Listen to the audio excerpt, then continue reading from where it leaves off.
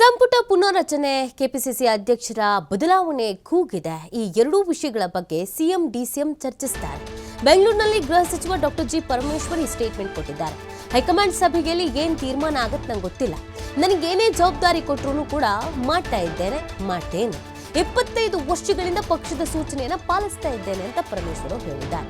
ಬೆಂಗಳೂರಿನಲ್ಲಿ ಗೃಹ ಸಚಿವ ಡಾಕ್ಟರ್ ಜಿ ಪರಮೇಶ್ವರ್ ಈ ಸ್ಟೇಟ್ಮೆಂಟ್ ಅನ್ನು ಕೊಟ್ಟಿದ್ದಾರೆ. ರಾಜಕೀಯದಲ್ಲಿ ಆಗ್ತಾ ಇರುವ ಈಗಿನ ಕೆಲವೊಂದಷ್ಟು ಬದಲಾವಣೆ ಮತ್ತು ಬೆಳವಣಿಗೆಯ ವಿಚಾರಕ್ಕೆ ಸಂಬಂಧಪಟ್ಟಂತೆ ಈ ವಿಚಾರವನ್ನು ಅವರು ಮಾತನಾಡಿದ್ದಾರೆ.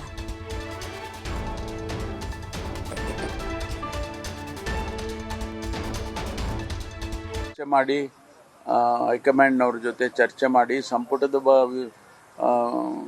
ರಿಷಫಲ್ ಬಗ್ಗೆ, ಪುನರ್ರಚನೆ ಬಗ್ಗೆ ಏನಾದರೂ ಮಾತಾಡ್ತಾರೆ ಗೊತ್ತಿಲ್ಲ. ಇಲ್ಲ, ಅವ್ರು ಏನು ತೀರ್ಮಾನ ಮಾಡ್ತಾರೋ ಗೊತ್ತಿಲ್ಲ. ಅವ್ರಿಗೆ ಬಿಟ್ಟಿದ್ದು, ಹೈಕಮಾಂಡಿಗೆ ಬಿಟ್ಟಿದ್ದು. ಇಷ್ಟವರೆಗೂ ನಾವು ಅವ್ರೇನು ಹೇಳಿದ್ದಾರೆ, ಅವ್ರೇನು ನಮಗೆ ಜವಾಬ್ದಾರಿ ಕೊಡ್ತಾರೆ ಅದನ್ನೇ ಮಾಡ್ಕೊಂಡು ಬಂದಿದ್ದೇನೆ. ಅವ್ರೇನು ಜವಾಬ್ದಾರಿ ಕೊಟ್ಟರು ಕೂಡ ಮಾಡೋದಕ್ಕೆ ನಾನು ತಯಾರಿರ್ತೇನೆ. ಯಾವಾಗಲೂ ಕೂಡ ಪಕ್ಷದ ವಿಚಾರದಲ್ಲಿ ಹೇಳಿದ್ದೇನೆ ನಾನು. ಇದೆ ಅಂದರೆ ಯಾವ ಹಂತದಲ್ಲಿ ಎಲ್ಲಿ ಆಗಿದೆ ಗೊತ್ತಿಲ್ಲ ನಮಗೆ.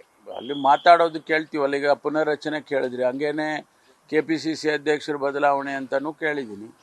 ಏನು ಅವ್ರಿಗೆ ಬಿಟ್ಟಿದ್ದು. ಅಧ್ಯಕ್ಷರು ಮತ್ತು ಮುಖ್ಯಮಂತ್ರಿಗಳು ಈಗಾಗಲೇ ಅವ್ರ ಜೊತೆ ಚರ್ಚೆ ಮಾಡಿ ಒಂದು ವೇಳೆ ಅದಿದ್ದರೆ ಹೈಕಮಾಂಡ್ನವ್ರು ತೀರ್ಮಾನ ತಗೊಳ್ತಾರೆ. ಅವರೇನು ಚರ್ಚೆ ಮಾಡ್ಕೊಂಡಿದ್ದಾರೆ ಅನ್ನೋದು ನಮಗೇನು ಗೊತ್ತಿಲ್ಲ. ಅವರೇನಾದರೂ ಚರ್ಚೆ